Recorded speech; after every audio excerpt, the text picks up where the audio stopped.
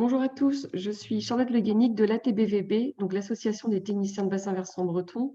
Aujourd'hui, on organise une webconférence avec le Forum des marais atlantiques. C'est Armel Dos qui va faire la restitution du rapport sur les zones humides de Bretagne, état des lieux des altérations, enjeux de la restauration. Donc, je lui laisse la parole et je vous souhaite un bon webinaire. Merci. Bonjour à tous et merci de votre présence. L'idée de ce webinaire, c'est de vous présenter un travail qu'on a réalisé dans le cadre du réseau sur la restauration des zones, qui a été de faire un état des lieux de l'altération des zones humides en Bretagne et de discuter donc des enjeux de leur restauration. Donc juste pour ceux qui... Alors, ouais, j'ai encore un problème. Une petite seconde de...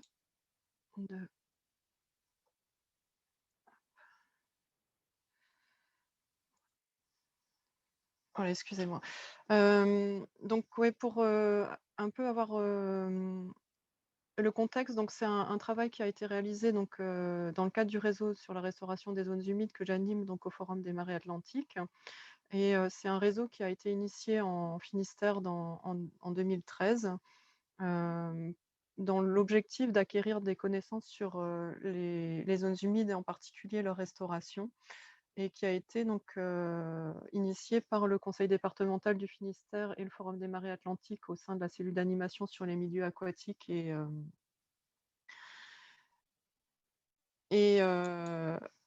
alors excusez-moi, il y a des gens qui arrivent. Je vais avoir du mal à gérer en fait en même temps. Hop. Et du coup, on a suivi donc un certain nombre de sites dans le Finistère et suite à ça, on a constaté qu'il faudrait un peu augmenter l'expérimentation et on a évolué vers un réseau régional en 2019. Donc les missions du réseau, c'est de favoriser l'émergence de projets de restauration sur le territoire.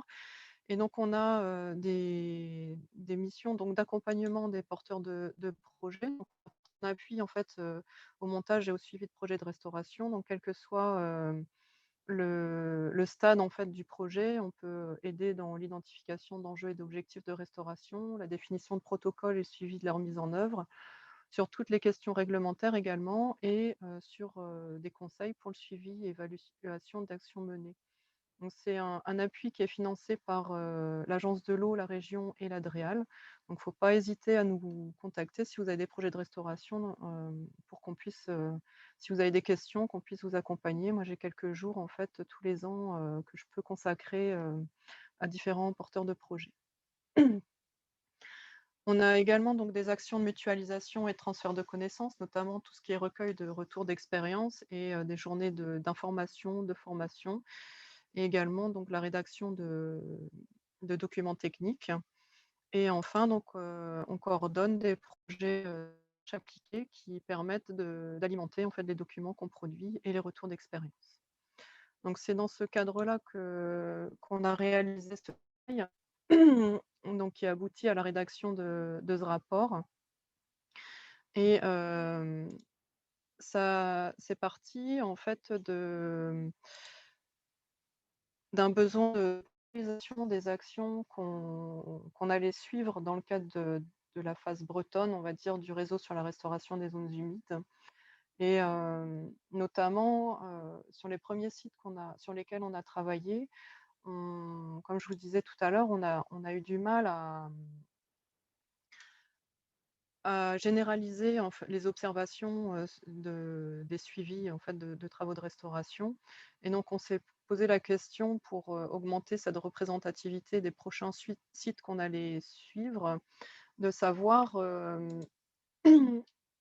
sur quel type d'altération et de travaux restauration il faudrait travailler en priorité, savoir un peu quelles sont les altérations les plus fréquentes en Bretagne et les travaux qui sont mis en œuvre pour y remédier, sur quel type de milieu, et également pour répondre à quels enjeux.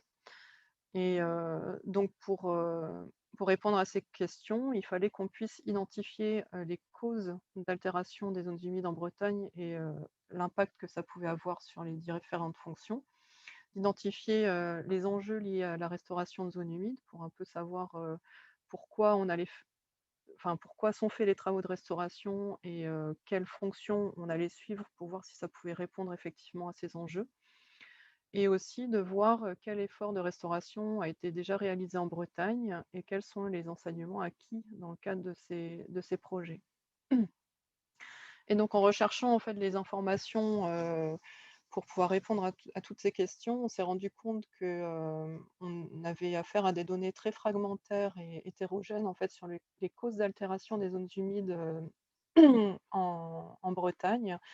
Et du coup, on avait beaucoup de mal à synthétiser la donnée et à en sortir en fait nos priorités d'action. Du fait, on a travaillé sur une méthode pour essayer de voir en fait comment on pourrait mieux identifier, localiser et quantifier certaines altérations. Et donc, on a travaillé sur une méthode que je vais vous montrer sur la base de données publiques spatialisées concernant certains aménagements et usages de sol dont on sait qu'elles peuvent avoir un impact plus ou moins fort sur les fonctions des zones humides. Et on a ensuite analysé en fait l'effet de ces aménagements ou usages sur ces fonctions et leur niveau de réversibilité. Donc là, sur la base de nos retours d'expérience et également de la bibliographie. Et ensuite, donc, on a essayé de voir un peu quelles données étaient disponibles sur la restauration de zones humides en Bretagne, à la fois sur les projets réalisés et les contextes de réalisation de ces projets. Également de voir un peu comment était pris en compte la restauration dans les documents d'orientation et de planification des politiques publiques. Et enfin, donc, de voir quels étaient les freins à la mise en œuvre de la restauration pour pouvoir proposer éventuellement des pistes pour faciliter cette mise en œuvre. Donc c'est tout ça que je vais qui est contenu dans le rapport et que je vais vous présenter brièvement. Donc je ne vais pas rentrer dans le détail. L'idée de ce séminaire, c'est plus d'un peu vous expliquer notre démarche et le contenu du rapport et puis vous inviter à aller le lire ensuite. Donc, tout d'abord sur la partie sur l'altération des zones humides en Bretagne. Donc, la première approche, en fait, pour voir à quel point les zones humides ont été altérées, consiste assez simplement à comparer les, les surfaces en fait, de zones humides potentielles qui ont été modélisées par AgroCampus Ouest. Donc, ce qui sont considérées comme les zones humides qui devraient exister en l'absence d'aménagement ou d'intervention humaine, donc avec les biais forcément liés à la modélisation. Et donc on compare ces surfaces avec les zones humides effectives, donc inventoriées dans les inventaires communaux. Et ça permet d'avoir des ratios entre zones humides effectives et zones humides potentielles et de voir quelle surface a potentiellement disparu. Et donc on voit que sur la Bretagne, par exemple, dans le Finistère, on serait sur des données de à peu près 44% de disparition de zones humides. Et en Ille-et-Vilaine, on s'approche plus de 80% de disparition de zones humides. Donc c'est une approche très sommaire et qui ne suffisait pas par rapport au travail qu'on voulait faire, puisque on a des données qui sont encore incomplètes. On a certains inventaires qui ne sont pas encore réalisés ou alors qui ne sont pas intégrés dans les bases de données qu'on a mobilisées.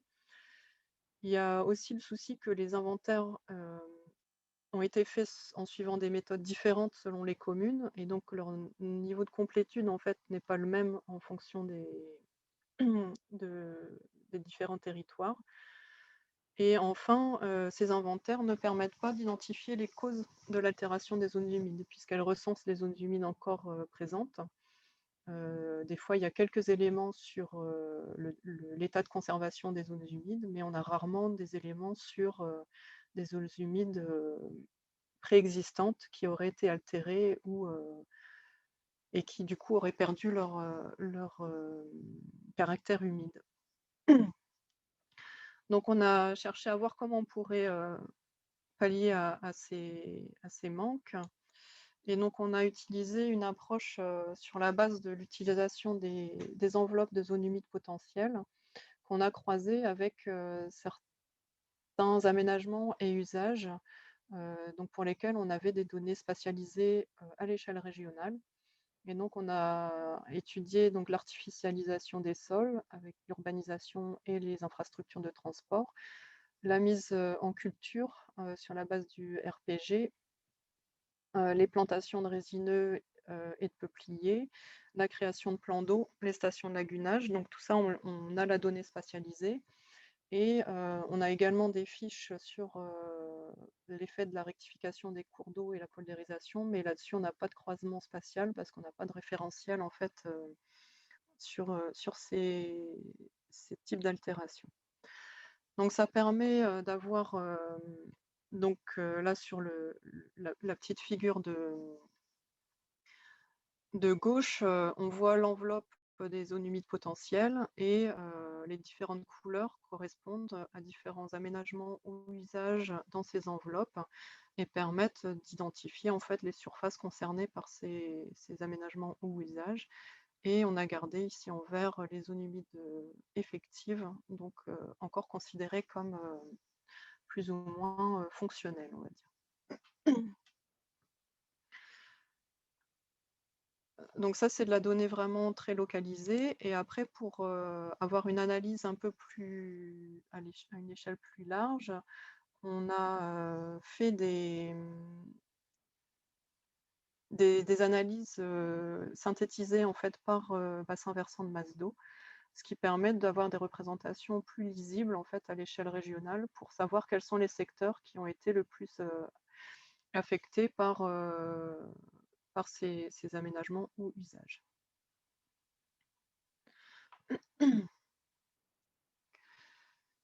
Donc pour chaque type d'aménagement ou occupation du sol qui a potentiellement un impact sur les fonctions des zones humides, on a réalisé une fiche qui reprend donc une carte avec la spatialisation de ces altérations potentielles, avec une synthèse sur l'effet de ces aménagements ou usages sur les fonctions de la zone humide, une analyse du niveau de réversibilité et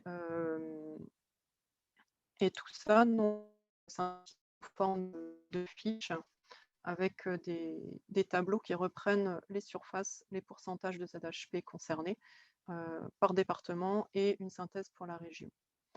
Et donc vous verrez que chaque carte est accompagnée d'un petit texte qui reprend un peu les limites en fait de l'analyse et qui donc rappelle que c'est une approche qui est basée sur de la modélisation et que ça remplace pas donc un travail qui doit être affiné sur la base de cartes plus fines et d'expertise de terrain. Donc on a une fiche comme ça par source potentielle d'altération des zones humides. Et ensuite, donc, on a une synthèse avec donc les pourcentages surfaciques de zones humides potentielles occupées par ces aménagements ou usages qui peuvent altérer les fonctions des zones humides. Donc voilà, on voit bien qu'il y a une dichotomie est-ouest en fait sur l'altération des zones humides avec des surfaces plus impactées dans l'est et également sur les zones littorales. Et sans surprise, on retrouve en fait les zones de grande culture on retrouve ces zones très impactées sur les zones de grande culture. Donc on retrouve cette donnée-là aussi quand on fait un peu le bilan des aménagements, enfin des usages qui potentiellement altèrent le plus les fonctions des zones humides. On retrouve la mise en culture comme l'occupation du sol dominante, et ensuite c'est l'urbanisation et les infrastructures de ce transport, donc l'artificialisation des sols. Et bien entendu, ces différentes occupations du sol ont des impacts très différents sur les fonctions des zones humides, puisque par exemple pour l'artificialisation du sol, on va être sur un impact une destruction totale de l'ensemble des fonctions de la zone humide et avec un potentiel de réversibilité extrêmement faible puisque tant que l'usage est maintenu, on ne va pas pouvoir restaurer les fonctions à quelques friches industrielles près. C'est rare qu'on restaure de la zone humide sur des zones qui ont été urbanisées ou où il y a des infrastructures de transport. À l'opposé, sur les secteurs où il y a de la mise en culture ou des plantations, on a des gammes d'altérations possibles sur les fonctions des zones humides très importantes qui dépendent en fait fortement des pratiques. Il y a des pratiques qui vont avoir peu d'effets sur les fonctions et d'autres, notamment dans l'agriculture intensive avec labour et drainage, où on va avoir un impact extrêmement fort sur la zone humide. Et par contre, ces types d'altérations-là ont un potentiel de réversibilité relativement fort, puisqu'on s'aperçoit que quand on supprime le drainage, quand on remet de la prairie suite à une culture, on arrive à retrouver un fonctionnement de zone humide relativement intéressant. Voilà, donc on fait bien attention à chaque fois d'analyser quel est l'effet de chaque type d'occupation du sol sur les différentes fonctions des zones humides, de quelle manière est-ce que ça affecte les fonctions, et puis est-ce qu'on peut revenir en arrière ou pas.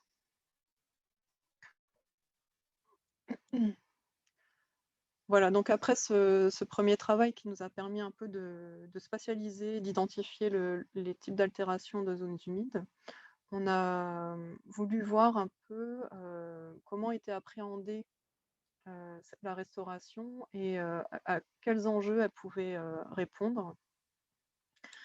Et donc ça, je vous apprends rien, hein. On travaillait tous plus ou moins sur les milieux humides.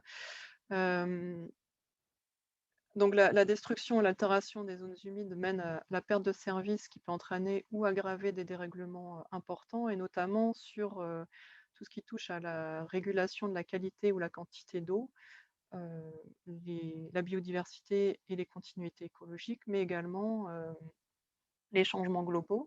Donc ce sont des enjeux qu'on a analysés au regard en fait de ce que pourrait apporter la restauration de zones humides.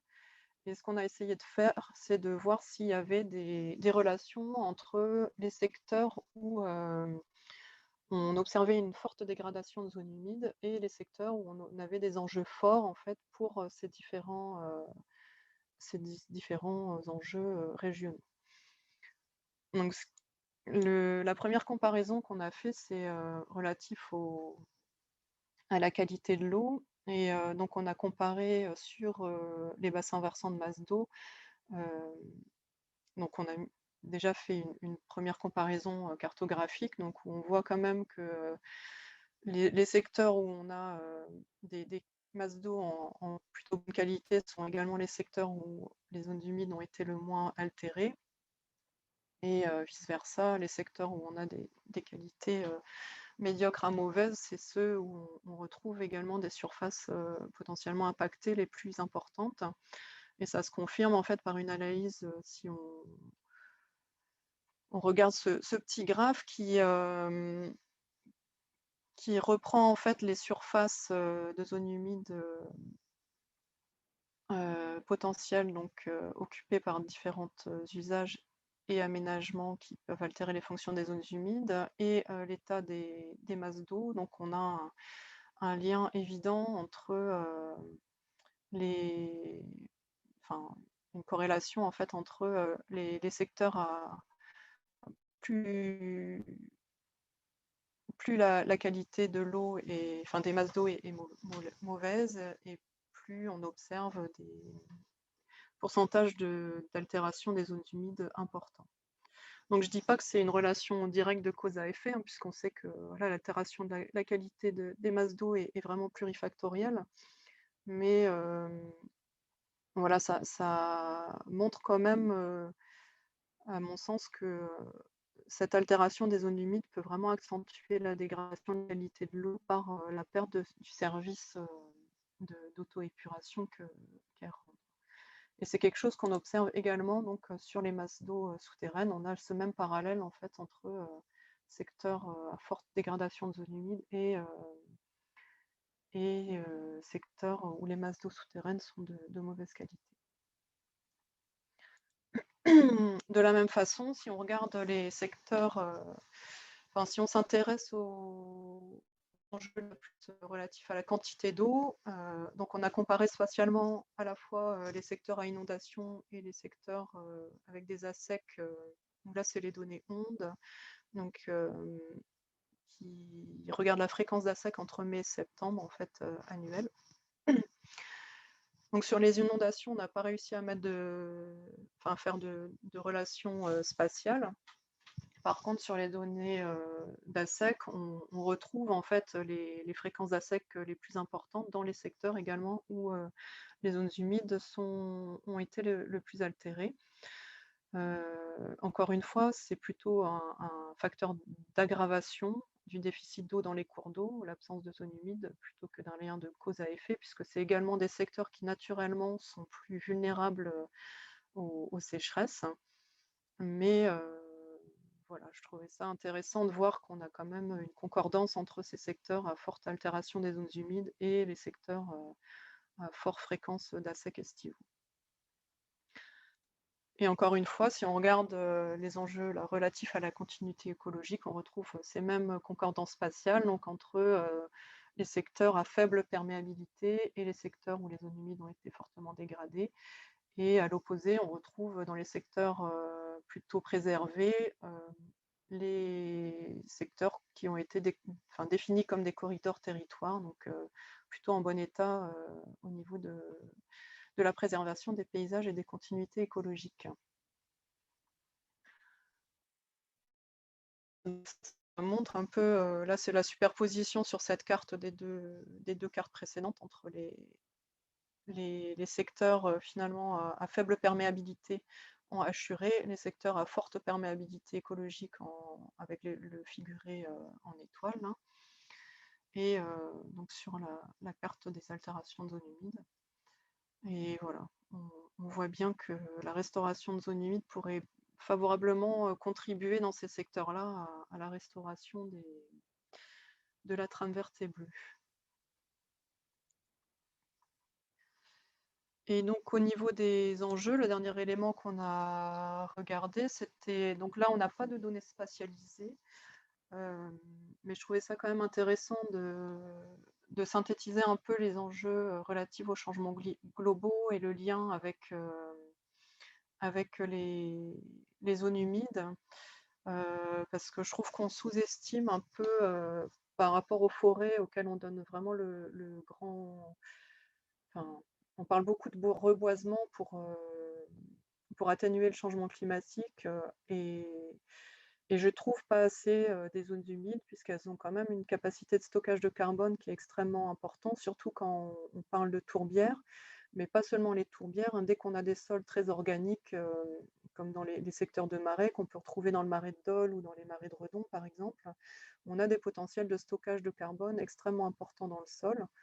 Et en fait, sur la Bretagne, j'ai pas trouvé de données qui permettent de quantifier concrètement en fait, cette capacité de stockage. Peut-être une piste de travaux futurs, mais en utilisant les données connues, en fait, si on fait une estimation à la louche, on a 8% des zones humides enfin 8% du territoire breton qui est occupé par de la zone humide. Et en reprenant en fait la typo des zones humides, on s'aperçoit qu'elles stockent à peu près 2/3, 2/3 de la quantité contenue dans les boisements qui, eux, occupent 13% du territoire breton. Donc c'est quand même une capacité de stockage non négligeable. Et voilà, donc au-delà de cette capacité de stockage, les zones humides ont également un rôle important donc, dans la protection contre les événements extrêmes, qui sont forcément en recrudescence avec les changements globaux et notamment dans le rôle de protection des côtes contre l'érosion et l'intrusion marine, donc sur tout ce qui touche aux marais littoraux et notamment les marais salés. et également donc dans la limitation des pics de crue, pour tout ce qui concerne les zones humides plutôt en tête de bassin et protection contre les effets des crues, donc sur les zones de d'expansion des crues, donc plutôt, en aval dans les bassins versants et également donc un rôle important dans l'atténuation des étiages qui risquent de s'accroître, dans le temps. Voilà, donc tout ça pour dire qu'on trouve une forte concordance entre, la localisation de certains enjeux forts, sur la Bretagne et les secteurs où l'altération des zones humides est très importante et que, ça permet de donner des arguments en faveur de la restauration des zones humides qui pourraient contribuer à répondre, donc simultanément à ces différents enjeux régionaux, puisque, elles rendent des services qui répondent à ces différents enjeux. Donc pour voir un peu, où on en est, par rapport à la restauration de zones humides en Bretagne et voir si, entre guillemets, on répond, aux enjeux, observés, on a fait un travail de recensement des opérations de restauration. Donc ça, c'est un travail qui est mené par des volontaires en service civique depuis, pratiquement le début de la mise en place du réseau. Et on a réussi à recenser à peu près un peu moins de 300 projets en fait, de restauration de zones humides sur la Bretagne. Malheureusement, sur ces projets, 90 sont réalisés dans le cadre de la compensation ou dans un cadre réglementaire. Donc généralement, c'est des mises en demeure, suite à un constat d'infraction.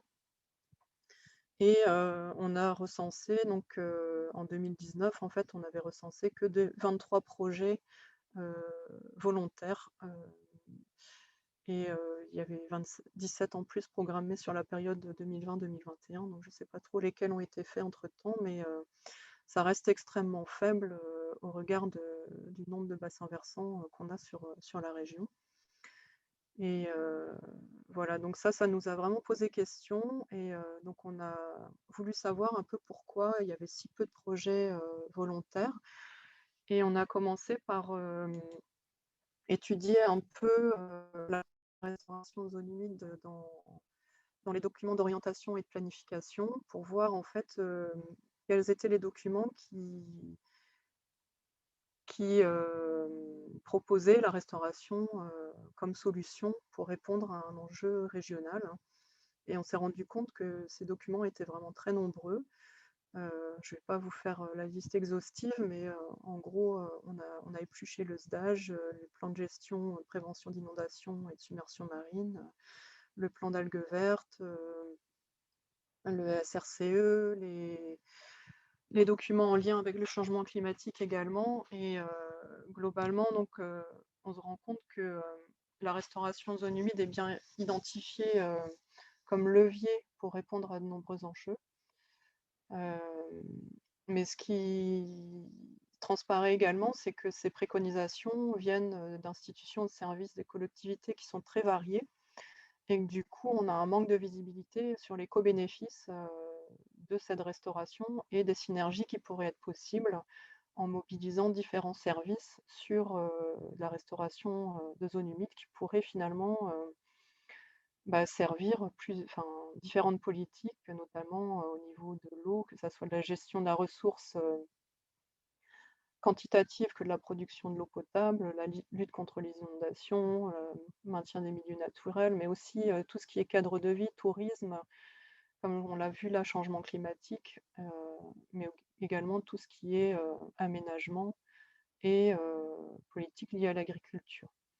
Donc ça, c'est quelque chose qui est vraiment apparu dans cet épluchage, on va dire, des documents. C'est que, voilà, on en parle beaucoup, de la restauration de zones humides, mais par petites touches un peu dans plein de services différents et que du coup, je pense qu'on perd un peu, cette visibilité sur, les co-bénéfices, en fait, de la restauration. Donc au-delà de cette étude de documents, on a également cherché à identifier les autres freins donc à la restauration de zones humides. on avait dans le Finistère, dans le cadre de la CAMAB, fait une réunion avec différents porteurs de contrats territoriaux euh, pour discuter avec eux en fait des difficultés qu'ils rencontraient pour la mise en œuvre de ces projets. Et la difficulté majeure en fait qui était ressortie à l'occasion de ces discussions, mais également d'autres discussions sur d'autres territoires, c'est la difficulté à intervenir sur les surfaces agricoles, puisque la plupart des zones humides qui pourraient être restaurées sont sur ces surfaces-là. Et donc cette difficulté, elle est liée à plusieurs facteurs. Un, c'est le manque de temps pour la sensibilisation et le dialogue en amont des projets. On s'est rendu compte donc que enfin, les techniciens nous font remonter un manque de temps en fait qui peuvent consacrer à cette sensibilisation et lors du montage des contrats territoriaux.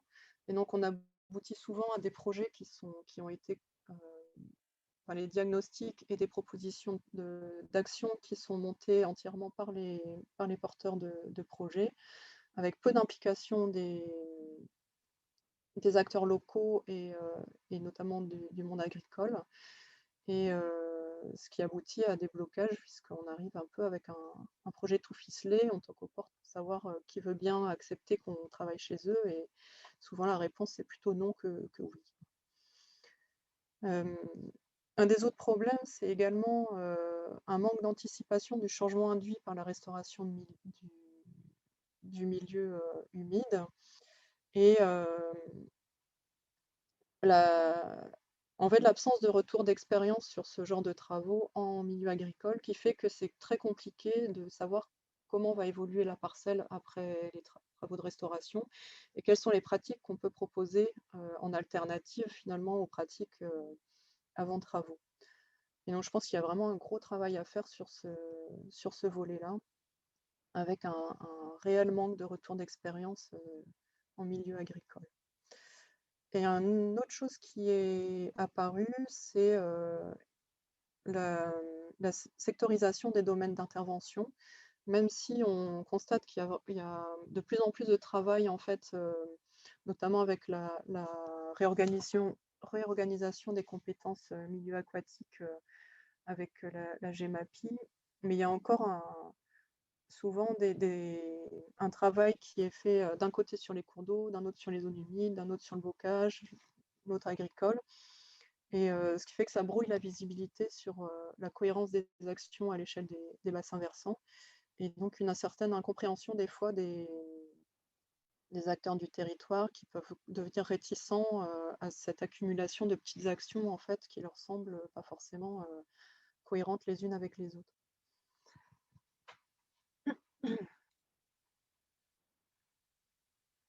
Et donc d'autres freins qui étaient identifiés, donc comme je vous en ai parlé à l'instant, c'est la sectorisation des politiques publiques et également un contexte réglementaire qui était peu propice à l'action, puisque jusqu'au 1er septembre 2020, on avait donc des maîtres d'ouvrage de travaux de restauration qui étaient soumis aux mêmes procédures réglementaires que sur les opérations de destruction de zones humides. Et du coup, avec une lourdeur de dossiers à réaliser, avec des fois des obligations de compensation également, qui faisait que ça freinait certains porteurs de projets sur la restauration.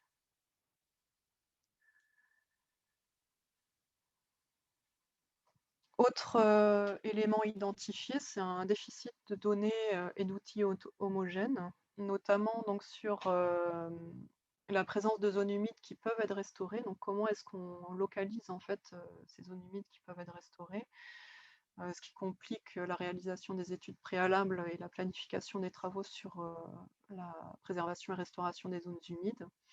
Et également donc la planification d'actions de restauration cohérentes, donc à l'échelle des bassins versants et notamment dans le cadre de la compensation où on s'aperçoit que vraiment les travaux sont faits à l'opportunité, souvent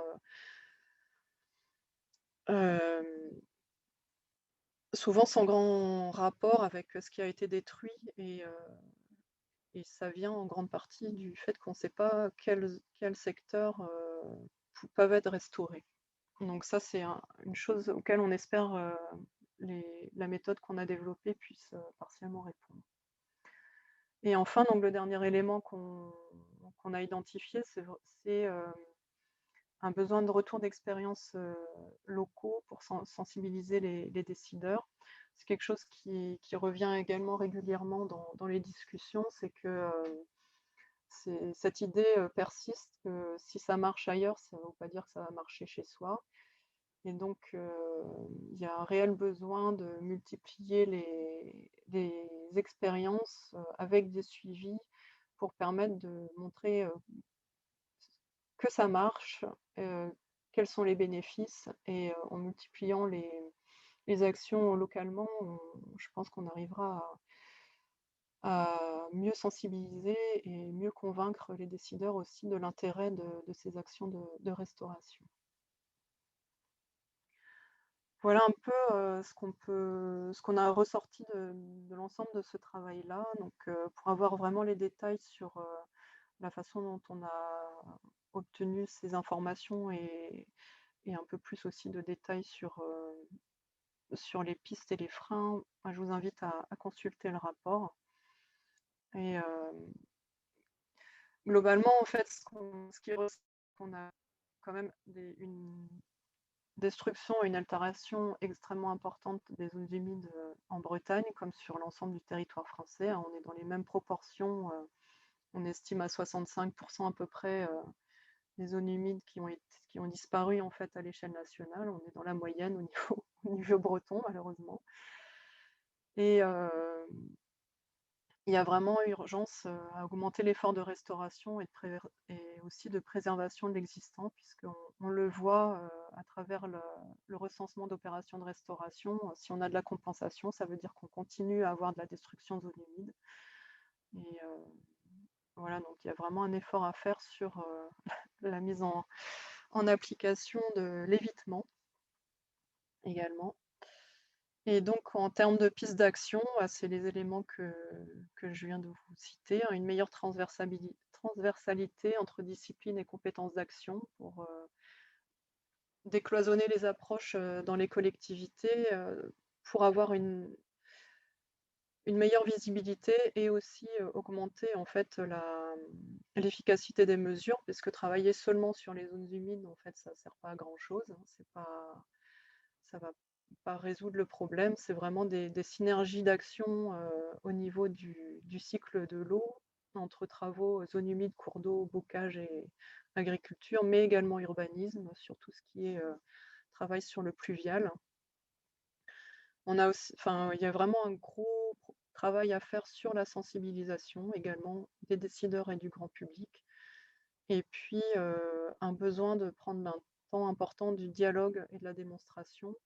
Et notamment, je pense qu'il y a vraiment besoin dans la mise en œuvre de programmes d'action, d'intégration des sciences humaines beaucoup plus important que ce qui est fait à l'heure actuelle. Et voilà, et puis un besoin aussi de développer, de s'approprier les outils de planification et de suivi pour mieux répondre aux enjeux du territoire. Et j'espère que la petite méthode de croisement qu'on a développée pourra servir dans ce sens-là. On commence à avoir quelques retours dessus et ça semble être le cas. Donc j'espère que vous pourrez également vous en servir. Donc toutes les infos donc, sont téléchargeables sur notre site internet. Donc vous avez le lien sur le PowerPoint. Je pourrais vous le remettre dans le chat aussi tout de suite. Et juste pour vous dire aussi que dans le rapport, en fait, il y a l'annexe méthodologique qui vous explique pas à pas donc comment utiliser comment ont été faits les croisements de données, et qui vous permet aussi de l'affiner avec vos données propres sur vos territoires pour avoir une donnée plus précise et plus adaptée peut-être à vos cas spécifiques. Et on a rédigé donc 4 fiches de synthèse qui sont dédiées plutôt aux élus, mais qui permettent d'avoir aussi juste un résumé rapide du contenu du rapport. Voilà. Donc, merci de votre attention, et puis je reste disponible pour vos questions. Donc, on avait dit 1 heure, mais bon, on peut dépasser un petit peu s'il y a beaucoup de questions. Et sinon, je vous invite à me contacter par mail à l'adresse qui est indiquée sur le diaporama également. Merci Voilà. Armelle. Il y a déjà quelques questions dans la bulle de conversation. Ok. Je peux les lire si tu veux. Ouais, je veux bien parce qu'il faut que je les retrouve. Alors je commence. Où les inventaires des zones humides ont-ils été récupérés? En effet, des communes où il est indiqué inventaire zone humide non disponible, par exemple dans le Morbihan Sud, Belz, RD20, alors je dois écorcher les noms des communes, possède un inventaire. Alors, c'est les zones humides qui sont pour l'instant, les inventaires qui sont pour l'instant intégrés au RPDZH, donc qui est le réseau participatif de données sur les zones humides. Et donc, c'est les collègues de Rochefort en fait qui intègrent tous les inventaires au niveau national dans cette base de données. Et donc, des inventaires qui ont déjà été réalisés ne sont pas forcément encore intégrés à la base de données. Et pour avoir une donnée rapidement accessible, on a utilisé cette base de données-là. Merci. Une autre question, c'est pas plutôt la présence encore effective de zones humides dans le Finistère qui a conduit à définir les réservoirs du SRCE à l'ouest? Ça devait être dans le cadre de la présentation. Ouais. Peut-être Je que... veux bien Ouais. préciser ma Oui. question, en fait. C'est François-Xavier du Sage-Penon, là. Ok. Non, parce que tu as comparé la carte du SRCE et les réservoirs, les réservoirs de biodiversité qui étaient situés notamment à l'ouest de la Bretagne, là, Ouais. et tu as fait la comparaison avec du coup l'idée que voilà, sur ce territoire-là, il y avait aussi encore pas mal de zones humides effectives. Et est-ce qu'on ne peut pas aussi se dire que finalement, les réservoirs de biodiversité du SRCE ont été définis justement par la présence encore effective de zones humides sur ce territoire-là, quoi. Oui, c'est possible. Oui, probablement, oui. Ouais, ouais. Oui, c'est une concordance, c'est pas. Enfin, spatialement, Ouais. c'est des concordances spatiales, c'est pas. Enfin, comme je disais, c'est pas des corrélations ou des causes à effet, c'est on a dans ces secteurs-là des paysages qui sont encore en bon état. Pas seulement au niveau des zones humides, mais aussi au niveau du bocage, de la présence de forêts. Et c'est ça qui fait qu'on a des réservoirs de biodiversité du SRCE. Et la présence de zones humides encore effectives en fait partie, effectivement. Parce que si les zones humides n'avaient pas disparu dans l'est de la Bretagne, on aurait aussi des réservoirs de biodiversité indiqués dans le SRCE en Bretagne, quoi. Enfin, Ouais, ouais, sur ouais. la partie Ille-et-Vilaine, quoi. Mais c'est un tout, quoi. C'est pas que les zones humides, c'est l'ensemble Oui, c'est vrai. des Oui, c'est vrai. éléments. Ouais. Et puis ma petite remarque après, du coup, ça évitera à Charlotte de la lire, mais sur l'aspect identification en fait des sites anciennement humides, qui peut faciliter effectivement la recherche de zones pour notamment les compensations. Ouais. Clairement, nous, on a été. D'ailleurs, c'est une donnée qu'on n'a jamais diffusée, puisque pour nous, il n'est pas question de favoriser les altérations aux zones humides sous prétexte qu'on a une banque de surface qui peut potentiellement être, voilà, visée pour la compensation. Ouais. Alors, c'est vrai que c'est à double tranchant, c'est des discussions qu'on a souvent. Il y a, enfin, pour moi, il y a effectivement, il faut absolument pas favoriser la destruction de zones humides en donnant un droit par la compensation.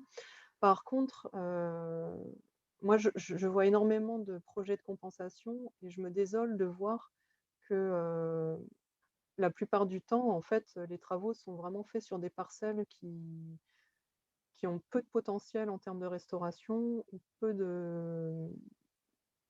enfin, qui d'un point de vue paysager ou d'un point de vue logique fonctionnel, en fait, n'apporte strictement rien. Euh, et, et je me dis que si on arrivait à identifier stratégiquement des zones humides qui peuvent vraiment apporter quelque chose, dans le cas où on est obligé, parce que dans le cas d'une infrastructure linéaire, par exemple, il y a difficilement moyen d'éviter. Dans ce cas-là, vaut mieux quand même avoir une compensation qui a du sens, plutôt que d'avoir une compensation faite n'importe comment et qui n'apporte strictement rien, quoi. C'est dans cette logique-là que je dis que ce serait quand même intéressant d'avoir une planification de la compensation. Après, c'est au service instructeur des services de l'État de contacter les acteurs locaux, pour les syndicats notamment et les sages, pour savoir s'il existe une donnée qui permettrait d'envisager à proximité du site une compensation intéressante. Ouais. C'est aussi à eux de faire cette démarche-là quand ils pensent à consulter l'inventaire des zones humides, quoi. Ouais. Ouais, après, quand je parle de planification de la restauration, moi, je pense plus aux contrats territoriaux. C'est pas dans une logique non plus Ouais, mais on compensation. voit bien que la majorité des restaurations aujourd'hui, elle se fait que par la compensation. Bah, malheureusement, après, c'est aussi, je pense, à nous d'essayer de travailler pour faire changer les choses et d'essayer de voir comment on peut faire en sorte qu'on arrive à faire de la restauration volontaire hors cadre de la compensation. Parce qu'effectivement, si c'est que de la compensation, ça veut dire qu'on continue à perdre de la surface et du fonctionnel. Parce que quand on restaure, on n'atteint jamais des zones humides totalement fonctionnelles par rapport à ce qui a été détruit. Donc, il faut rester dans une logique préservation et restauration et pas de compensation. Mais là, c'est des données qui datent les mesures compensatoires, c'était entre 2004 et 2019. Il y a quand même un ralentissement sur la fin de la période. Je pense qu'il y a quand même eu une prise de conscience depuis 2004 et des efforts de fait, même si on continue à avoir des projets de compensation, c'est clair. Merci. La prochaine question, c'est de Nolwenn Legac, du syndicat mixte du bassin de l'Elorn. A-t-on des analyses coûts-bénéfices sur des travaux de restauration de zones humides? Peut-on envisager des PSE de la restauration de zones humides? Et quel montant faudrait-il mettre en face pour qu'il soit incitatif? Alors, pour les questions PSE, je vais te renvoyer vers ma collègue Florence Tinzilal, qui est l'experte sur cette question-là. Après, on a des idées de coûts de travaux de restauration qui sont extrêmement variables. C'est en fonction du type d'altération et des méthodes de restauration mises en œuvre. Mais ouais, en termes de bénéfices, finalement, c'est des données qu'on n'a pas trop parce que essayer de quantifier un bénéfice en termes d'amélioration de la qualité de l'eau, en termes de régulation des débits et tout ça, c'est surtout sur des toutes petites surfaces, ça reste très très compliqué.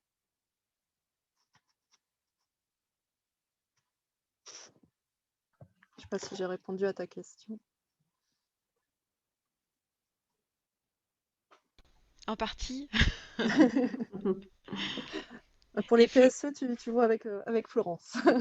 D'accord. Vous avez des éléments au niveau du FMA là-dessus, quoi. Je pense qu'elle doit commencer à en avoir. Ouais. Après, c'est vraiment le début sur ce genre de problématique. Je pense qu'au niveau des couches, on n'en est encore pas là, quoi. Mais, tu peux voir avec elle déjà. D'accord.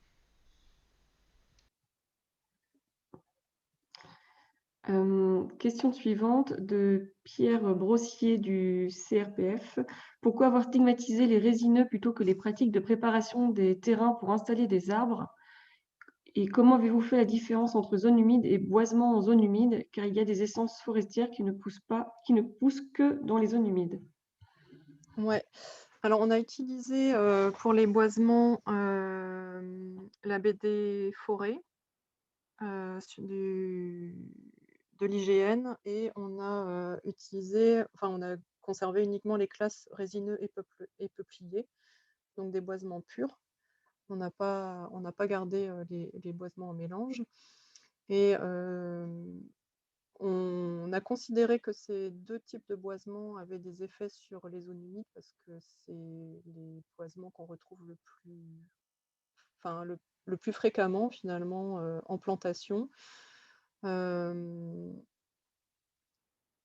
Et après, c'est ce qu'on explique, enfin je vous invite à lire le rapport, hein, ce qu'on explique, c'est bien que c'est la façon dont c'est fait, c'est en fonction de la façon dont la plantation est menée qu'on va avoir un impact plus ou moins fort sur la zone humide. Et c'est clair qu'une plantation de résineux dense avec des fossés de drainage va avoir un impact extrêmement fort sur une zone humide, alors qu'un boisement lâche de peuplier sans drainage et pas trop près du cours d'eau va être beaucoup moins impactant, voire va avoir un effet très, très faible quoi, sur les fonctions. Donc c'est pas de la stigmatisation particulière, c'est qu'on a pris l'ensemble des activités ou usages dont on sait qu'elles peuvent avoir un effet sur les fonctions des zones humides, et on a analysé quels étaient ces effets et quel était leur potentiel de réversibilité.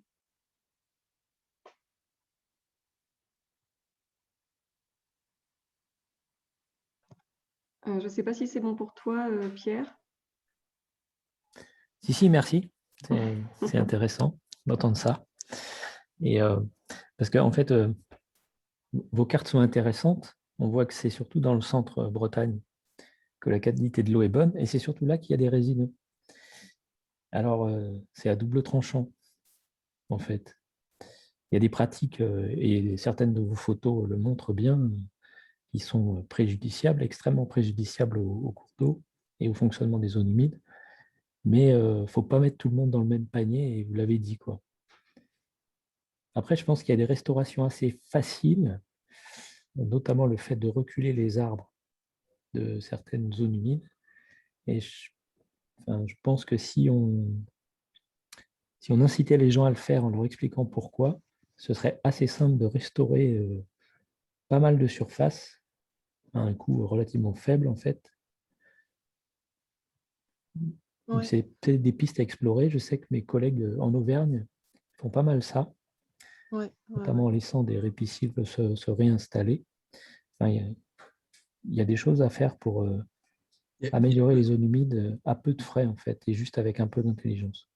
Il y a peut-être résineux et résineux, non Oui, il y a ça aussi, parce que si on regarde la bande des Landes de l'Envaux, c'est beaucoup de pins maritimes. Alors, on n'est pas forcément sur des zones humides, mais on est aussi, ça montre aussi, il y a une bande, vous regarderez dans vos cartes, on la voit très très bien, où la qualité de l'eau est un peu moins mauvaise, mais c'est plein de résineux. Et c'est pas, enfin, on peut faire dire à des cartes des choses oui, mais c'est un peu pour ça bizarres. que je suis toujours très prudente sur l'utilisation de ces cartes et de l'interprétation qu'on peut en avoir. Et encore une fois, corrélation n'est pas, c'est pas forcément une relation de cause à effet. Et la qualité de l'eau, c'est très, très plurifactoriel. Donc, voilà, faut pas faire dire aux cartes ce qu'elles disent pas, quoi. C'est juste ça. des superpositions d'éléments et ça aide à l'analyse, mais c'est pas forcément de la relation de cause à effet. Et après, ouais, sur la restauration de zones humides qui étaient plantées en résineux, on voit des choses très, très positives, hein. On a travaillé notamment sur le PNRA avec sur une tourbière de pente qui était enrésinée et où on a un développement d'une tourbière qui a vraiment bien repris, quoi, après, une fois que les résineux et les fossés de drainage ont été supprimés. Donc, je pense qu'il y a vraiment des choses intéressantes qui peuvent être faites.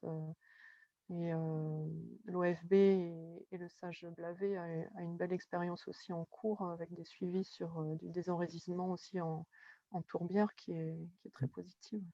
Je pense aussi on a fait des choses sur Trémargat qui pourraient peut-être vous intéresser. Il faudra peut-être que je vous transmette les infos.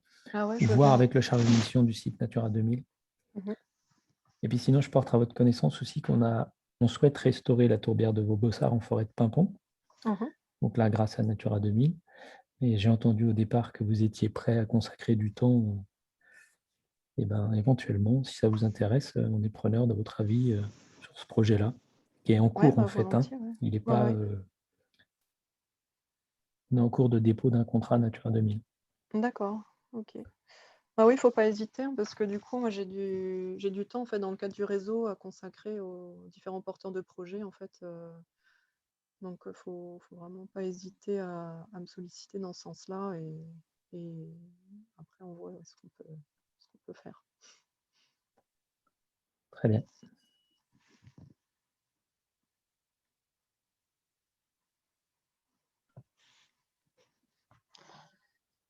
Alors, question suivante de Véronique Vincent de la Chambre d'agriculture. Toutes les zones humides potentielles en culture ne sont pas drainées, point d'interrogation. Avez-vous une approche du pourcentage? Alors, malheureusement, sur le drainage, on a très peu d'informations. Les seules informations qu'on a, c'est les pourcentages de SAU drainés par commune. En général, on voit que plus on a de cultures en zone humide, plus on a de drainage. Après, on peut pas faire de corrélation spatiale parce qu'on n'a pas les données. C'est un élément sur lequel il est très difficile de travailler. En fait, il n'y a pas de carte de drainage. Donc, on sait pas la proportion en fait de cultures drainées. On la connaît pas.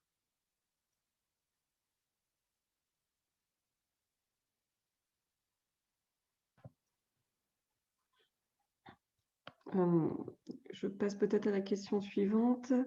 Donc de Sylvie Leroy du Sage, je ne m'en rappelle plus. Sylvie, Sage Quénon, si je ne dis pas de bêtises. Est-ce qu'une analyse des dossiers de compensation a été faite? Est-ce que certains n'auraient pas pu être évités? Alors, c'est c'est pas mon boulot de faire ça. J'ai regardé tous les dossiers de compensation qui m'ont été transmis en fait depuis 2004. J'ai regardé ce qui avait été fait en termes de travaux. Je n'ai pas regardé ce qui a été détruit ou altéré par les travaux en question. Je voulais moi juste savoir en fait quel type de travaux avaient été mis en œuvre. Et bon, force est de constater quand même que plus on remonte loin dans le temps, plus les compensations étaient légères, voire inexistantes, hein, parce que dans les premiers dossiers, des fois, on avait juste de l'achat de parcelles ou de la gestion ou de réouverture de milieu qui n'est maintenant plus considéré comme de la compensation. Mais heureusement, les choses s'améliorent quand même. Mais on n'a pas du tout analysé le. Enfin, ouais, non, c'est pas dans mes prérogatives d'analyser les dossiers de compensation.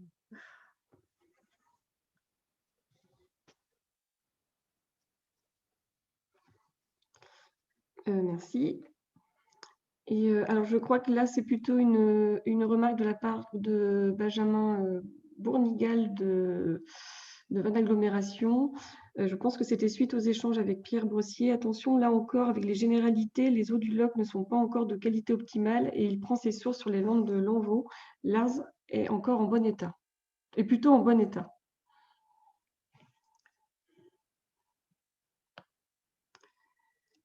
Ok. Je ne sais pas si d'autres personnes ont des questions. N'hésitez pas aussi à désactiver votre micro pour poser votre question ou écrire la question sur la bulle de conversation.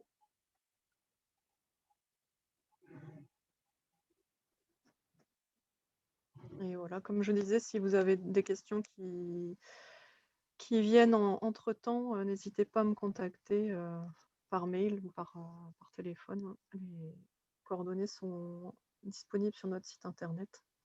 J'ai une petite question. Oui. Nolwenn Le Gac, donc du syndicat de bassin de l'Élorn.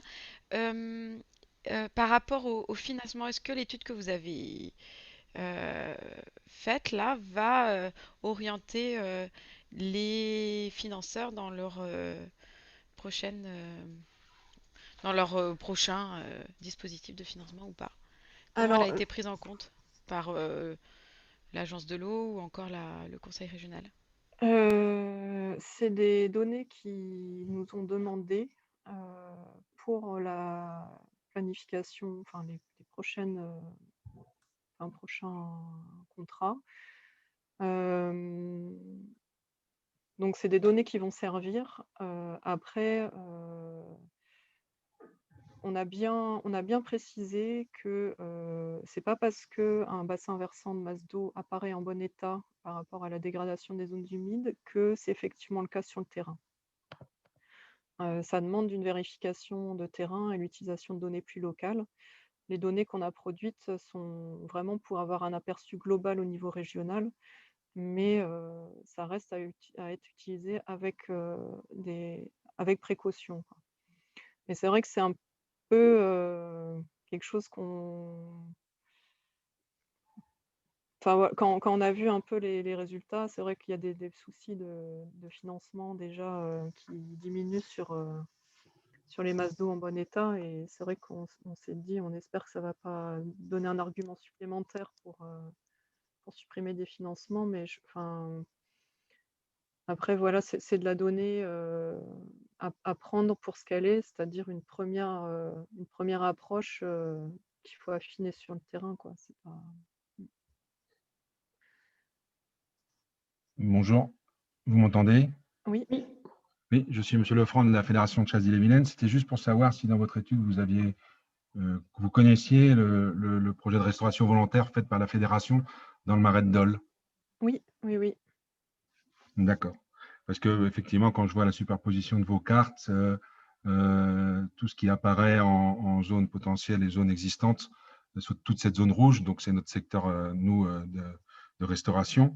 Ouais. Et effectivement, toutes les préoccupations que vous avez par rapport à la destruction, les problématiques, les freins, les origines, et ben, effectivement, on a un peu toute, toute cette cause, toutes ces problématiques qu'on retrouve surtout dans le Marais. Donc, c'était juste pour savoir si vous aviez étudié notre projet et si il a été tenu compte dans votre étude. Oui, oui, oui, on connaît, on connaît le projet parce qu'il a été présenté au colloque qu'on avait organisé en 2016 à Brest et j'ai vu d'autres présentations et effectivement, il fait partie des projets qui ont été recensés. Oui.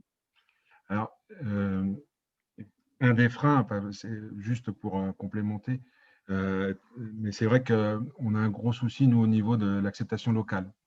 C'est-à-dire que les élus, il y a vraiment une méconnaissance ou alors une connaissance sommaire et superficielle de l'importance des zones humides dans leur propre commune.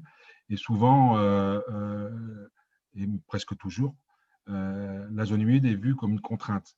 Et quand je parle de zone humide, je parle de marais. Donc, on ne parle pas de mares ni de petites superficies. Donc, il y a vraiment un réel problème. Il y a vraiment un vrai levier là aussi sur la sensibilisation des élus et même aussi peut-être de réveiller un peu les services de l'État par rapport à la réglementation, parce que finalement, c'est là aussi l'importance de la réglementation sur les zones humides qui n'est souvent pas trop respectée. Et ce serait ça aussi, ce sont des choses à mettre en avant parce qu'on est toujours dans le constat, on sait très bien la destruction, l'origine de la destruction, mais on n'a pas de solution. Et surtout, on n'attaque pas vraiment où est l'origine du mal. Et pour moi, l'origine du mal, c'est dans la sensibilisation et dans la vraiment sincérité des élus locaux qui sont présents au niveau des sages, qui sont présents bien sûr au niveau de leur commune et qui ont une perception très approximative des zones humides et de leur importance. Mm. Donc, ce serait pas mal non plus de les mettre dans la boucle et puis parce que c'est eux qui décident finalement.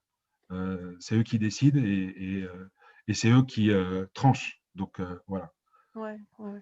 Bah, c'est dans cet objectif-là qu'on a fait les 4 fiches qui accompagnent le rapport. C'était vraiment de faire des documents assez accessibles pour sensibiliser les élus. Donc, c'est des fiches qui sont téléchargeables sur notre site internet également. Et enfin, si vous souhaitez qu'on vous en envoie quelques Non, exemplaires. je les ai déjà, Ouais. mais c'est pas pour moi. Bon, Ouais. voilà, vous voyez que l'importance aussi de. Après, c'est des documents très techniques, même s'ils sont synthétiques.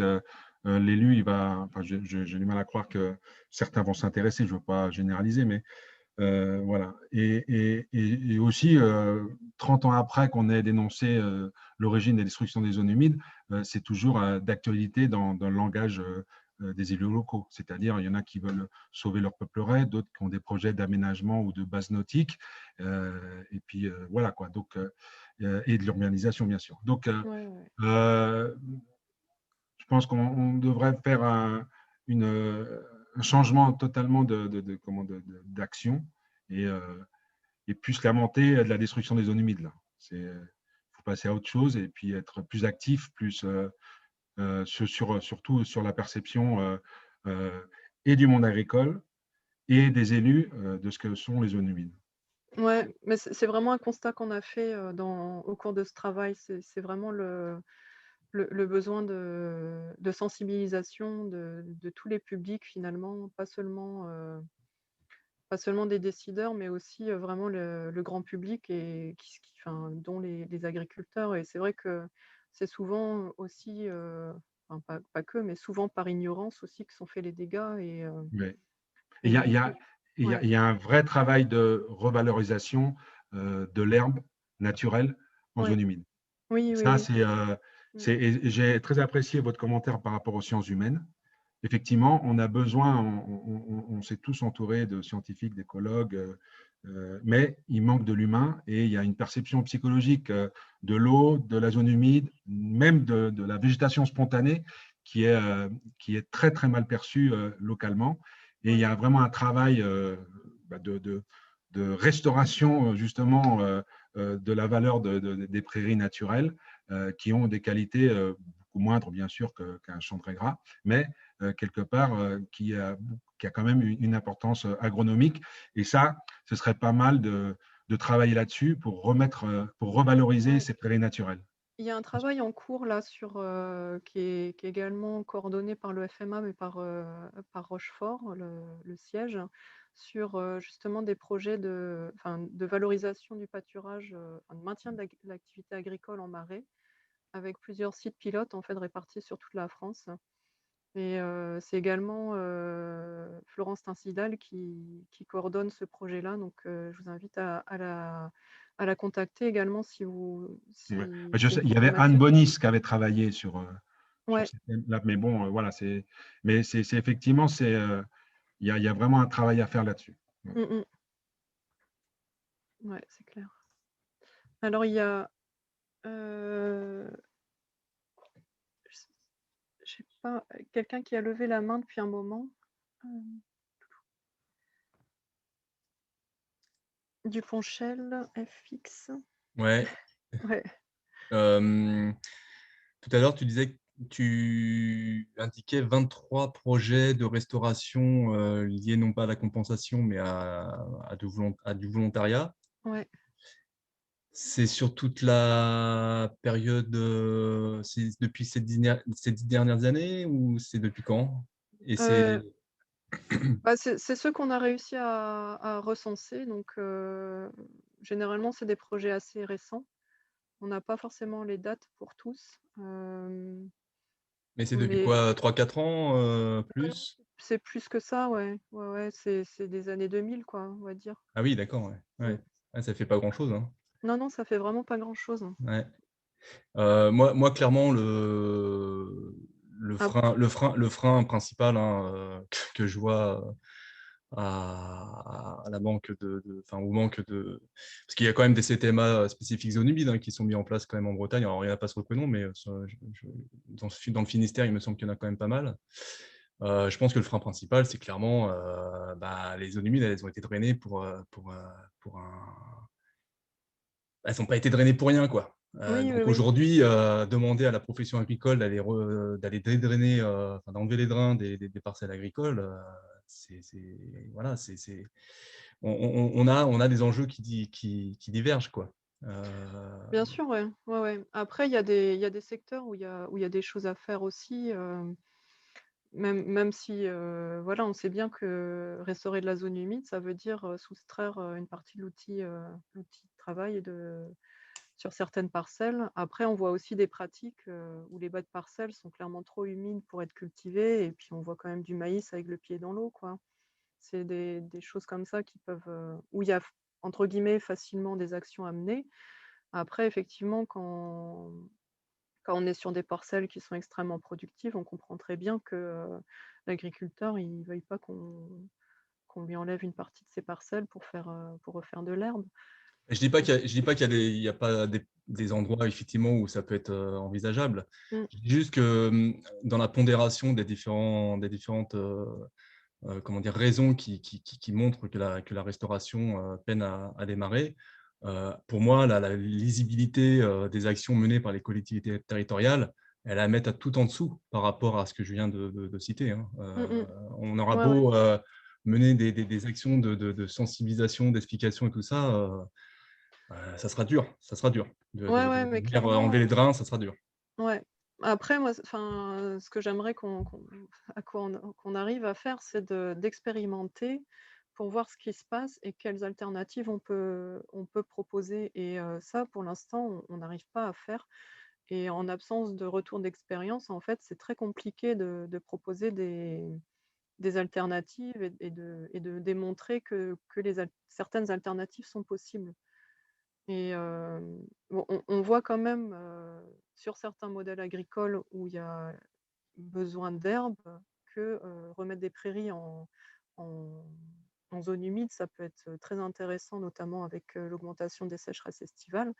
Mais c'est vrai qu'il y a d'autres modèles agricoles où il y a pas besoin de fourrage et dans ce cas-là, effectivement, ça rend les choses beaucoup plus compliquées et nous, on n'est pas capable à l'heure actuelle de proposer des alternatives. Et c'est vrai que là, il y a vraiment un gros boulot à faire pour voir qu'est-ce qui serait faisable et qu'est-ce qui pourrait être proposé, en termes de PSE, en termes enfin, d'outils financiers éventuels pour que l'agriculteur, à qui on demande l'effort, d'effectivement de restaurer une partie de son outil de travail, enfin, puisse quand Mmh. même s'y retrouver, quoi.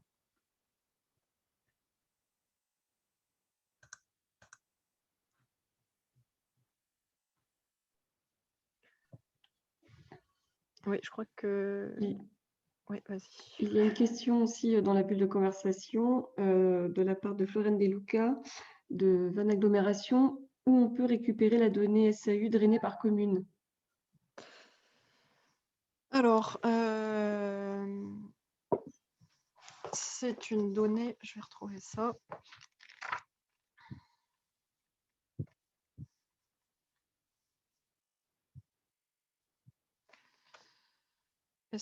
C'est des données Agrest.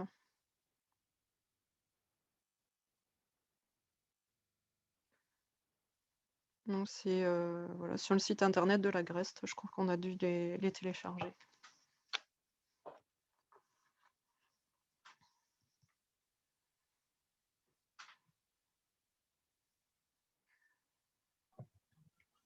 Hugues, je pense que tu avais levé la main en premier, après Nolwenn. Oui, Ouais. oui, alors c'est pour réagir par rapport à l'agriculture.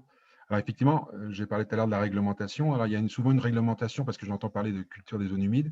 Et quand on est gestionnaire d'espaces naturels, eh ben, on commence à chercher, on pense que les zones humides sont protégées. Effectivement, il y a très très peu de choses, sauf une obligation de maintenir pendant plus de 5 ans des prairies qui sont en zone au niveau agricole, plus de 5 ans, donc des prairies, les maintenir. On ne peut pas les retourner, mais sauf un quota régional qui pourrait autoriser. Donc voilà, finalement, les zones humides, réglementairement, il y a très peu de protection, sauf, et c'est une chose qui n'est pas assez connue, c'est par rapport indirectement à l'interdiction de cultiver les zones humides, c'est sur le cahier d'épandage.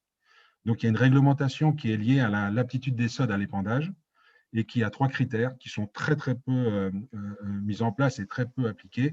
La profession agricole le connaissent très bien, mais les gestionnaires d'espaces naturels et autres personnes associées à la conservation ne connaissent pas. Donc il y a un premier critère qui est la pente. un autre critère qui est l'inondation de la parcelle et un autre critère qui est le type de sol. Et donc, dans une zone, par exemple, nous, dans le Marais de Dole, les zones d'histosol, donc les zones tourbeuses, il y a interdiction réglementaire de dépendre du lisier.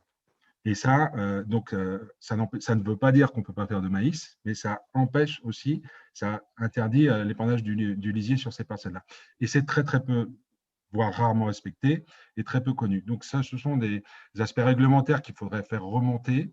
Et effectivement, sur certaines parcelles en zone humide, on ne peut pas faire d'épandage de lisier, malgré qu'il y a du maïs et réglementairement, c'est interdit.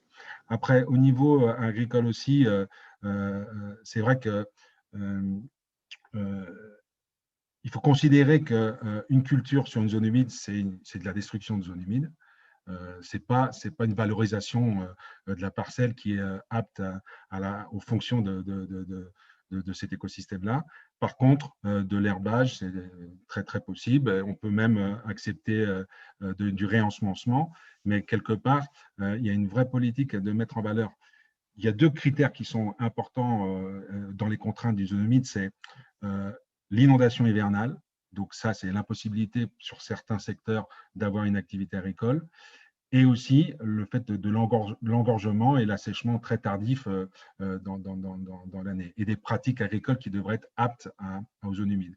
Et c'est là où il y a aussi un dispositif qui est très peu utilisé dans cette partie du nord de la France, c'est l'indemnisation compensatoire pour les handicaps naturels.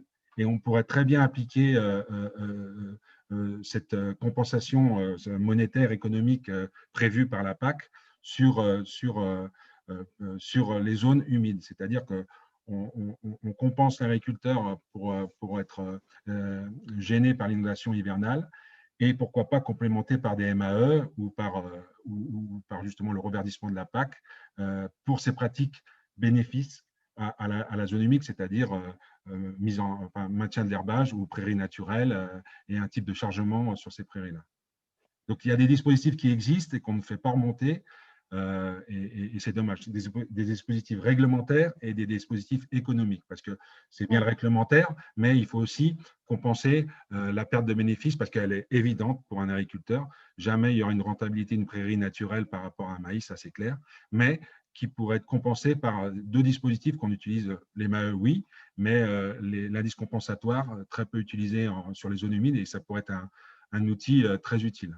Ouais, Voilà. ouais, c'est à l'étude, hein, je crois aussi dans le cadre de ce projet-là dont je vous parlais sur le maintien de l'activité agricole en marais. Ces deux dispositifs.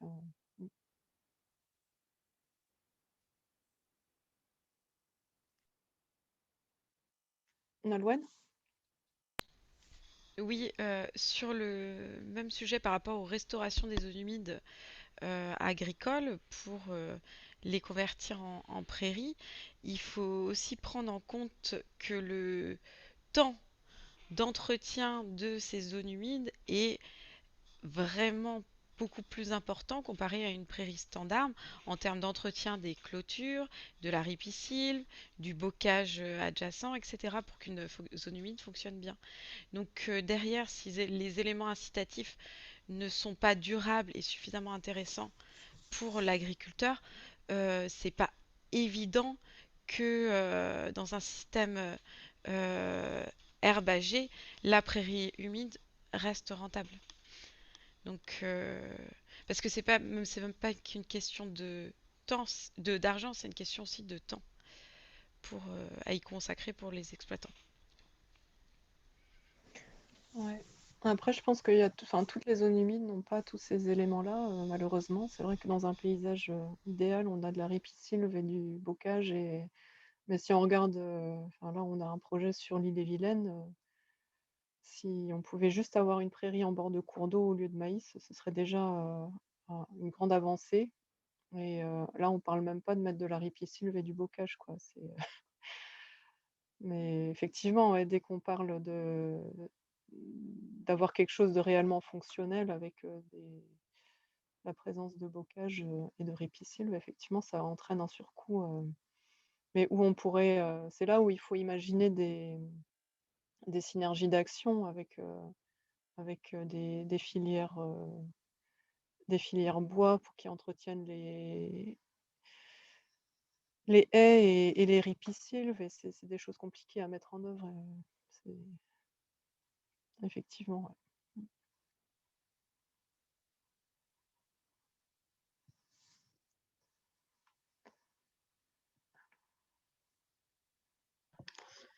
Il y a pas mal de questions sur la bulle de conversation. Ouais. Véronique Prigent, donc de l'Union Trégor Communauté. Des drainages, l'outil foncier pourrait être la solution. Achat de parcelles drainées par la collectivité, proposition d'échange, proposition de bail environnemental. Alors je me dis que ça devait être dans le cours d'une conversation, je suis désolée. Ouais. Bah oui, effectivement, ouais. Après, ça veut dire des contraintes aussi de. Ah oui, non, effectivement, ouais. D'acheter la parcelle et après de la remettre à disposition d'un autre agriculteur qui n'a pas forcément le même modèle agricole, effectivement, ça pourrait être une solution.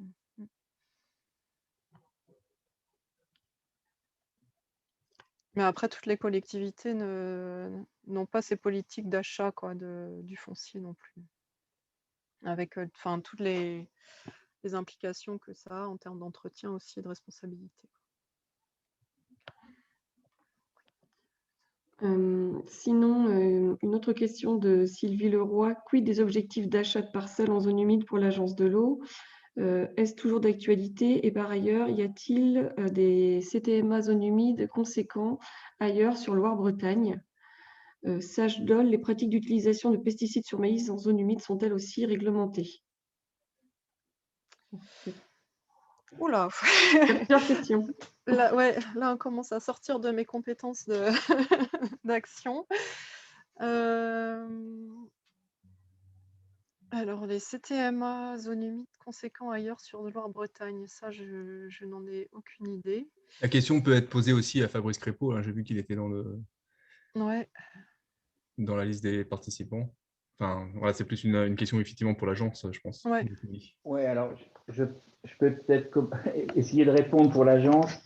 Alors, je n'ai pas forcément la réponse sur les CTMA conséquents sur Loire-Bretagne, hors Bretagne.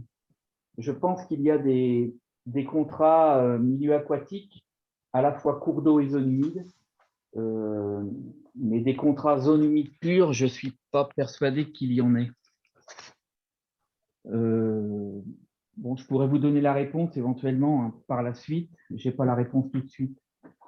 Concernant les acquisitions foncières, eh bien, l'agence peut financer l'acquisition foncière auprès de collectivités dans le cadre des contrats territoriaux pour le 11e programme. Donc, pour les 3 prochaines années du 11e programme de l'agence, les acquisitions foncières sont possibles dans le cadre des contrats territoriaux. Et puis, il y avait une autre question qui concernait les acquisitions foncières sous maîtrise d'ouvrage de l'agence de l'eau. Donc ça n'a pas été retenu par l'agence, en fait. L'agence de l'eau n'a jamais été maître d'ouvrage d'acquisition foncière de zones humides. Il n'y avait pas, Fabrice, un objectif à un moment donné d'achat de 20 000 hectares de zones humides par l'agence de l'eau? Si, il y avait un objectif, c'était un objectif du Grenelle, et l'agence de l'eau devait, oui, acquérir 20 000 hectares. Mais en fait, ces acquisitions-là, elles ont été faites en partie par des maîtres d'ouvrage publics, mais pas avec une maîtrise d'ouvrage de l'agence de l'eau, Loire-Bretagne. On a apporté des aides financières à des collectivités. Et on sait ce qu'elles en ont fait, ces zones humides? Enfin, il y a eu des… Alors, il y avait des conventions qui étaient faites avec un engagement de gestion de la zone humide pendant 5 ans, je crois, pendant la durée du programme. D'accord. Il n'y a pas eu des acquisitions un peu massives qui auraient été faites et qui auraient pu effectivement servir. Alors, non, je sais qu'on a aidé, par exemple, on a dû aider le Conservatoire du littoral, qui, eux, ont des missions propres à la gestion du foncier, chose qu'à l'agence, on n'a pas du tout. Ce n'est pas notre métier de gérer du foncier, quoi. Ok. Alors, juste une précision par rapport à l'agence de l'eau. Justement, le projet de la fédération et en partie financé par l'Agence de l'eau. Donc, c'est vrai qu'au départ, on avait une aide de 80%. Et là, avec le nouveau programme, c'est de 50%. Et c'est un contrat territorial avec la fédération au sein du SAGE de Dole. Donc, et là, depuis, je crois qu'avec l'aide de l'Agence de l'eau, on est rendu à pas loin d'une 60aine d'hectares acquis avec l'Agence de l'eau, pour un total du projet de maîtrise foncière de 380 hectares.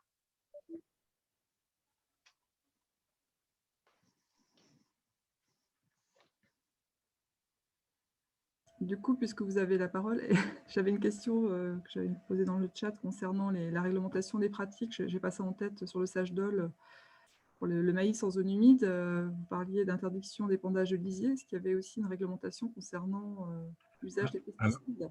Alors, l'interdiction d'épandage de lisier, elle existe, mais elle n'est pas effective. Elle n'est pas effective. Voilà. C'est-à-dire que c'est une réglementation qui existe, mais et c'est souvent le critère de pente qui est retenu et d'inondation, mais très peu de sol. Alors que dans la plupart, et surtout dans le marais noir, je ne sais pas si vous connaissez la composition du marais de Dole entre le marais blanc et le marais noir est sur de la tourbe.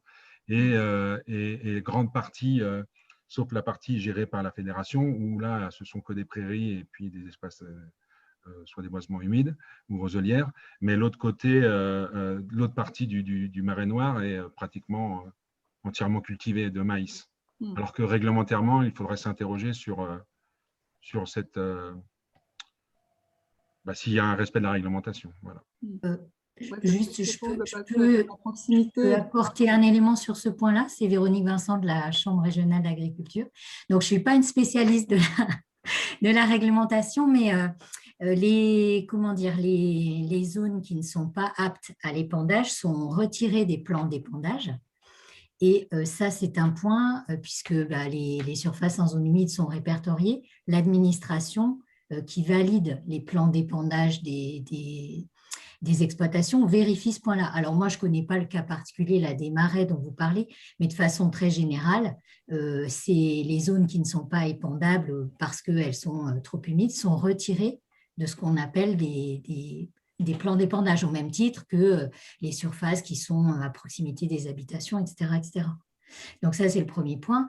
Et le fait que ce soit malgré tout que ça fasse malgré tout l'objet d'épandage, ça, il faudrait interroger l'administration qui contrôle ce point. Bon, en général, malgré tout, à part peut-être quelques surfaces, effectivement, où il n'y a pas ce respect-là, globalement, comme les plans d'épandage et surtout les cahiers de fertilisation sont contrôlés de façon globale, si un agriculteur mettait ses lisiers et fumiers sur une zone humide alors que ça ne fait pas partie de son plat d'épandage, c'est d'autant d'azote organique à mettre en moins sur ces autres surfaces. Donc, il n'y a pas d'intérêt non plus à le faire. Voilà. Après, moi, je veux pas répondre pour tous les agriculteurs et à la place de l'administration, mais malgré tout, je voudrais un peu nuancer quand même ce propos-là. Et à ma connaissance, pour les phytos, il n'y a pas de réglementation particulière. En fait, quand on travaille avec les agriculteurs sur les zones humides cultivées, et les opérateurs là, de bassin versant ou de SAGE le savent, c'est de façon volontaire, notamment au travers des diagnostics de parcelles à risque, où effectivement, ces parcelles-là étant identifiées comme à risque de transfert fort, on oriente les agriculteurs vers d'autres stratégies, si possible. Mais la réglementation, effectivement, quand vous avez du maïs en zone humide, ne régit pas, à ma connaissance, l'épandage de phyto. Non, la question que je posais, c'était par rapport à une réglementation complémentaire liée au SAGE Dole. Et par ailleurs, effectivement, la réglementation générale concernant les épandages et le retrait qui est habituellement fait des terrains en zone humide, des surfaces épandables.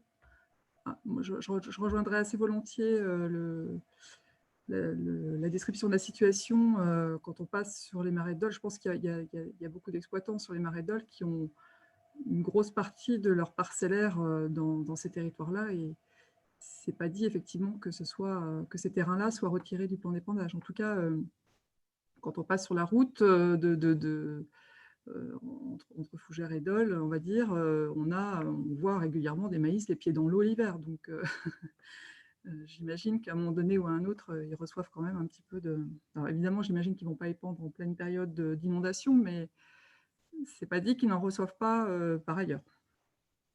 À vérifier, hein, mais quand même, c'est des surfaces importantes sur un secteur qui a les pieds dans l'eau, quoi.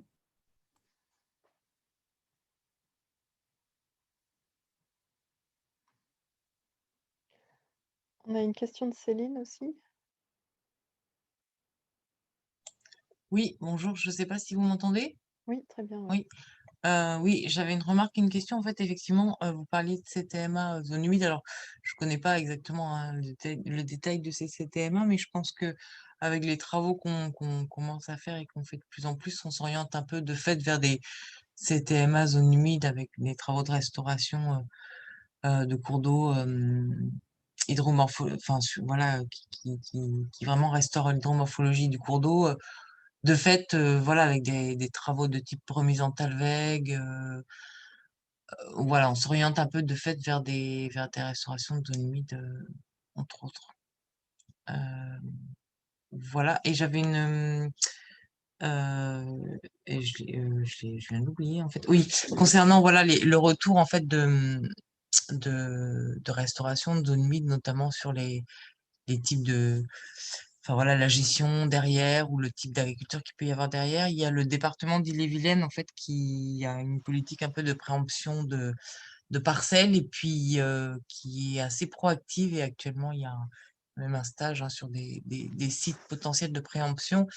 Et je pense que typiquement, voilà, l'acquisition par le ou les départements de zones humides comme ça, qui seraient à restaurer, à dédrainer par exemple, pourrait être un peu des sites pilotes pour voilà, montrer après qu'est-ce qui est possible et valoriser ou pas. Enfin voilà, essayer d'avoir un retour d'expérience avec des actions, j'ai envie de dire un peu carte blanche, quoi, où voilà, on puisse faire différents essais, voilà, enfin, faire quelque chose autour de ces zones-là où on a Du coup, de la main, entre l'acquisition guillemets. au titre des espaces naturels sensibles, Céline?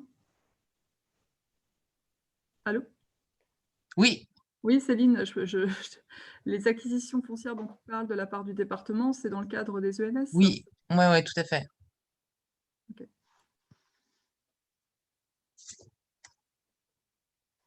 Et du coup, c'est le service ENS qui suit ça Oui, je pense que c'est le service ENS, ouais. D'accord. Ouais, ça pourrait être intéressant, effectivement. Vous pouvez contacter Claire Baudelot, hein, c'est elle qui. Ouais, Voilà, je d'accord. pense que. Et même pour ajouter sur Nicolas Sourdin du SCM, pour ajouter sur le cadre de cette politique d'acquisition ENS, le département, dans ce même cadre d'études, souhaite mettre en place à disposition des collectivités locales ce principe de préemption. C'est-à-dire que le département lui préempte souvent pour les zones d'ENS et autour des ENS, mais il souhaiterait mettre à dispo des collectivités territoriales et locales ce principe de préemption. D'accord. Bon, après, on réglera pas la problématique des pollutions, notamment en nitrate, avec les ENS. Hein. Enfin, voilà. C'est des acquisitions qui sont très ponctuelles sur des sites voilà, vitrines. Mais la problématique de la préservation des zones humides, elle va au-delà de. Enfin, voilà, elle est bien plus conséquente que les seules petites acquisitions qui sont faites par le département. Après, je ne dis pas qu'il ne faut pas le faire. Hein, je dis, voilà, ça contribue. Ça contribue, toute mais action est bonne à prendre là où ouais, alors 80% de destruction de zones humides sur l'île-et-Vilaine, je retiens ça. Bon, voilà. Non, mais FX, moi, ce que je voulais dire par là, c'est plus pour avoir un retour d'expérience, en fait, sur des sites où on peut, entre guillemets, avoir carte blanche. Enfin, voilà, comme c'est ce qui manque, peut-être que ça peut après. Oui, d'accord, voilà. ok. L'idée, c'est pas de multiplier les ENS. Hein, c'est plus Après, d'avoir un retour d'expérience qui puisse être valorisé et valorisable, quoi. après, faut faire attention parce que ces opérations-là, open bar, on va dire, elles coûtent extrêmement cher et parfois peuvent dissuader d'autres opérateurs de mettre des travaux de ce type en place parce que les travaux ont été très bien faits, mais à des coûts exorbitants, quoi. Donc, Ouais, ça dépend des opérations parce que tu vois, dans les expériences qu'on avait fait dans le Finistère, on avait des choses qui coûtaient vraiment pas grand-chose. Hein. Enfin, on avait fait des suppressions de fossés de drainage, ça avait été fait en régie, ça avait coûté 600 € de location de pelle. Donc ça dépend vraiment du type de travaux qui sont faits. Il y a des choses, effectivement, dès qu'on part dans la suppression de remblais ou ce genre de choses qui sont extrêmement chères, et d'autres, ça reste vraiment très raisonnable en termes de travaux. Ouais.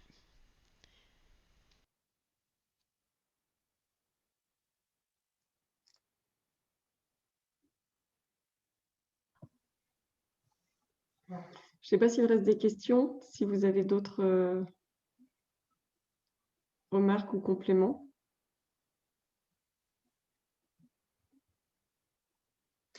En tout cas, merci beaucoup pour ces échanges riches et constructifs. Et je voulais juste voilà, profiter pour vous encourager vraiment à nous faire remonter vos retours d'expérience, parce que c'est vrai qu'on a recensé 23 sites. Je pense qu'il y en a beaucoup d'autres dont on n'a pas connaissance. Et c'est vrai que tous ces retours d'expérience, ça aide aussi les collègues à voir ce qui a été fait ailleurs, et à nous aussi de voir qu'est-ce qui marche, qu'est-ce qui ne marche pas. Même les expériences qui n'ont pas fonctionné, c'est vraiment des gros apprentissages, et ça permet de synthétiser de l'information et de la rendre accessible. Et voilà, c'est vraiment important pour nous d'avoir accès à cette donnée à laquelle on ne peut pas accéder facilement voilà, par manque de centralisation pour l'instant. On y travaille aussi, mais des informations de retour d'expérience. Voilà, en tout cas, merci beaucoup pour votre attention. Merci à la TABVP pour l'organisation de ce petit séminaire. Et voilà, je vous invite à aller voir le rapport et les fiches de synthèse.